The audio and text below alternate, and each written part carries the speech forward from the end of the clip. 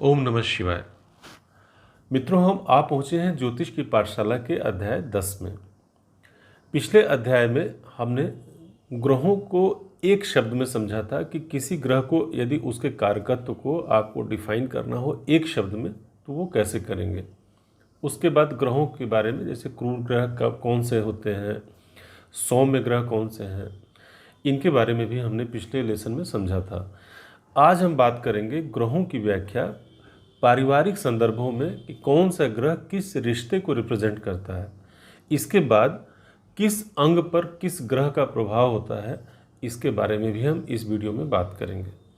हम छोटे छोटे टॉपिक्स ले रहे हैं। मित्रों, एक बात मैं बार बार रिपीट करना चाहता हूँ कि फलित ज्योतिष तक पहुँचने के क्रम में ये सब नींव के पत्थर हैं। यानी अगर इन सब चीज़ों का आपको ज्ञान है तो फलित आपके लिए अत्यंत आसान हो सकता है। इसलिए इसको पूरी गंभीरता से समझें। आप हमारे लेसन्स को भी पढ़ें और अगर स्वाध्याय करते हैं यानी बुक्स की भी मदद लेते हैं तो आप ज्योतिष को जल्दी और बड़े आसानी से समझ पाएंगे। हमेशा की तरह आग्रह कि यदि आपने अभी तक चैनल को सब्सक्राइब नहीं किया है और ज्योतिष और वास्तु के विषय को आप पसंद भी करते हैं तो एकदम आसान शब्दों में ज्योतिष को समझने के लिए या वास्तु को समझने के लिए इस चैनल को सब्सक्राइब करें, बेल आइकॉन दबाएं और हमारे वीडियो की रीच बढ़ सके इसलिए इसको लाइक भी करें। और यदि हमारे समझाने में या आपके समझने में कोई कमी हो तो कमेंट बॉक्स में भी अवश्य लिखें, हमारे ईमेल पर लिखें, हमारे दिए गए व्हाट्सएप नंबर पर हमें लिखें। आपके प्रश्नों का उत्तर तो मैं हमेशा देता हूँ। तो आइए चलते हैं व्हाइट बोर्ड पर और हम समझेंगे ग्रहों को पारिवारिक संदर्भ में और अंगों पर इनका कौन सा अंग पर किस ग्रह का आधिपत्य होता है, इस बात को हम इस वीडियो में समझेंगे। तो सबसे पहले हम ग्रहों के कारकत्व को समझ लें पारिवारिक संदर्भ में, यानी रिश्तों के संदर्भ में कि कौन सा ग्रह किस रिश्ते को रिप्रेजेंट करता है। सबसे पहले हम सूर्य को लेंगे। सूर्य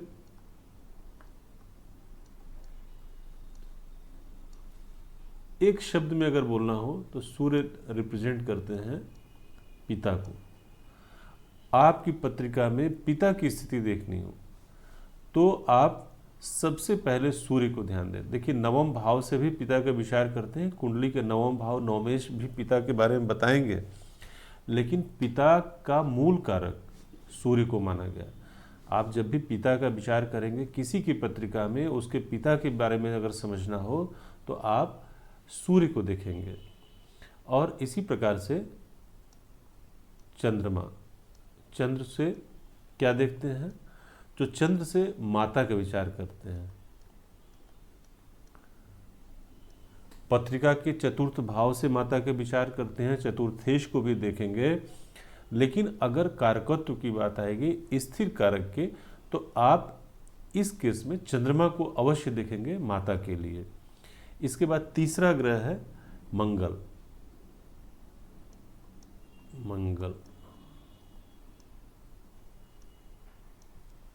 मंगल को हम देखते हैं भाई के लिए। मंगल से हम पराक्रम की बात करते हैं। पहले के समय में तो जिसका जितना बड़ा परिवार होता था, जितने भाई बहन अधिक से अधिक हुआ करते थे, उसको उतना ही स्ट्रांग माना जाता था, मजबूत माना जाता था। तो आज भी मंगल भाई को रिप्रेजेंट करता है। अगर भाई की बात होगी तो आप मंगल को देखेंगे। अब एक प्रश्न उठता है कि छोटा भाई बड़ा भाई, इसके बारे में भविष्य में और डिटेल बात करेंगे। तो मंगल रिप्रेजेंट करता है भाई को। और यदि बहन का विचार करना हो तो हम देखते हैं बुध को। बहन के लिए हम देखेंगे बुध को। तो अब तक आपने देखा सूर्य से विचार करते हैं पिता का, चंद्र से विचार करेंगे माता का, मंगल से विचार करेंगे भाई का और बुध से विचार करेंगे बहन का। और इसके बाद पांचवें हमारे ग्रह हैं गुरुदेव, हमारे गुरुदेव। तो गुरु से अब रिश्तों की यदि बात करेंगे तो हम गुरु से पिता का भी देखते हैं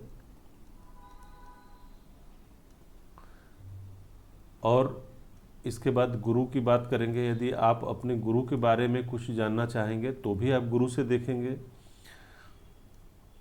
संतान के बारे में विचार करना हो तो संतान के बारे में भी विचार हम गुरु से ही करेंगे। यदि किसी स्त्री की पत्रिका है तो वहाँ पर पति का विचार हम करते हैं गुरु से। तो गुरु ग्रहों में सबसे बड़े ग्रह हैं, तो इनसे पिता, गुरु, संतान और पति का, इन सब का विचार अगर करना हो तो आप गुरु से ही करेंगे। अब बात आती है शुक्र की।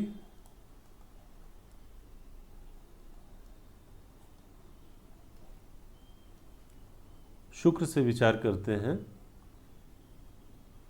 यदि किसी पुरुष की पत्रिका है तो उसमें हम विचार करेंगे पत्नी का, और यदि किसी स्त्री की पत्रिका है तो उस स्थिति में हम पति के लिए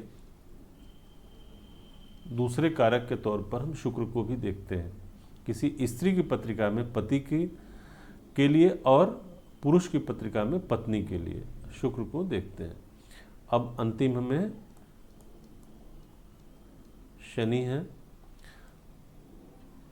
शनि का विचार करते हैं सेवक के लिए। आप अपने अधीन काम करने वाले व्यक्ति जो लोअर ग्रेड का काम करते हैं, यानी सेवक की कैटेगरी में आते हैं, उनके लिए आप देखेंगे शनि को। हमेशा आप शनि को देखें। सेवक या नौकर, ड्राइवर हो, आपका गार्डनर हो, माली हो, या घर के अंदर और किसी प्रकार का काम करने वाला हो। यदि आप बिजनेस में देखेंगे तो जो छोटे स्तर के लेबर क्लास के जो नौकर हैं उनका रिप्रेजेंटेशन शनि के द्वारा होता है। तो आपने देख लिया, सूर्य से पिता का, चंद्रमा से माता का, मंगल से भाई का, बुध से बहन का, गुरु से पिता का विचार करेंगे, गुरु का विचार करेंगे, संतान का विचार करेंगे, और यदि किसी स्त्री कुंडली है तो पति के लिए भी गुरु को देखते हैं। यहाँ कंफ्यूज होने की आवश्यकता नहीं है।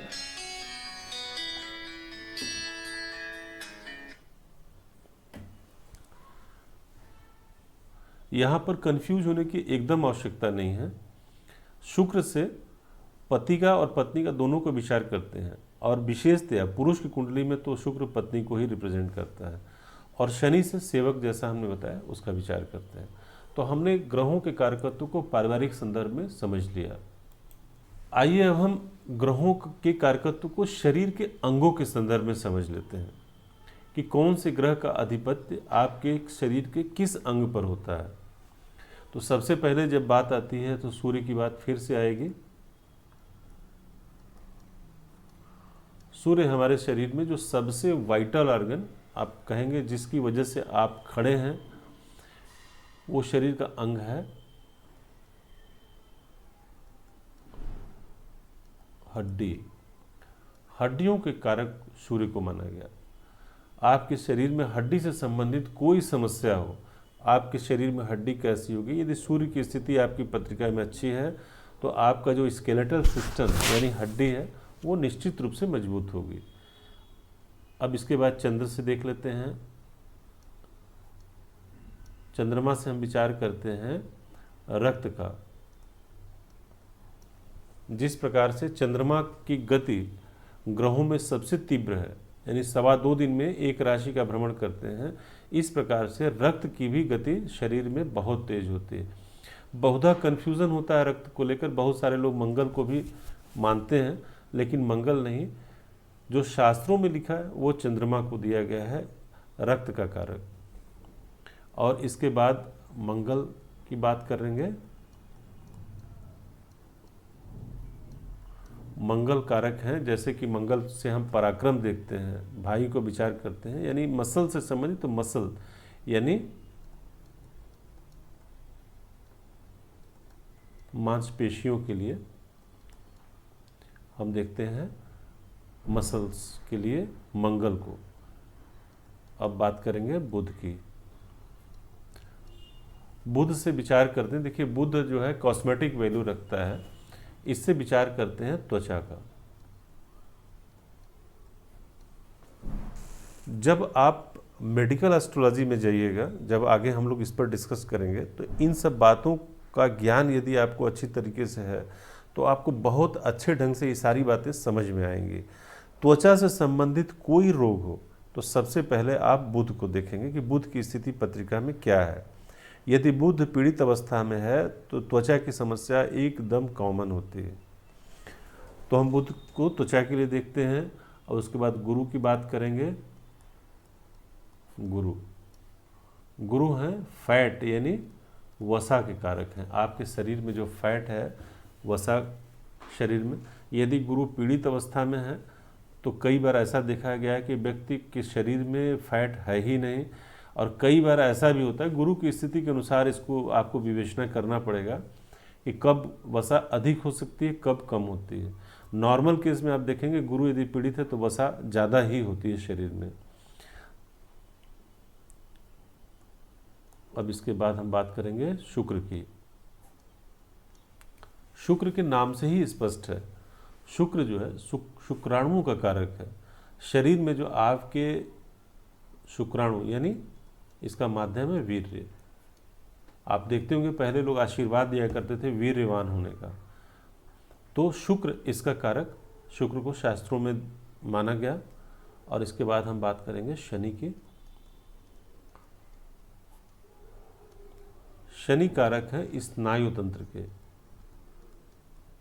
जब अभी हम तत्वों की बात करेंगे ग्रहों के, तो शनि वायु तत्व को रिप्रेजेंट करते हैं और आपका स्नायु तंत्र वायु तत्व है शरीर में आपके, तो स्नायु पर पूरा अधिकार शनि का है। यदि शरीर में स्नायु यानी तंत्रिका तंत्र से संबंधित कोई समस्या हो तो सबसे पहले आप पत्रिका में शनि को देखेंगे कि शनि की क्या स्थिति है। तो मित्रों, आज हमने ग्रहों के कारकत्व को समझा, शरीर के अंगों के संदर्भ में और पारिवारिक संदर्भ में भी हमने समझा।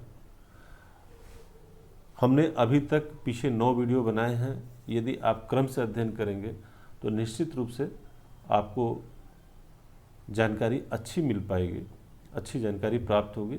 और इसके बाद फिर से मैं रिपीट करना चाहूँगा, यदि कोई कन्फ्यूज़न हो तो कमेंट बॉक्स में लिखें। शीघ्र मिलते हैं, धन्यवाद।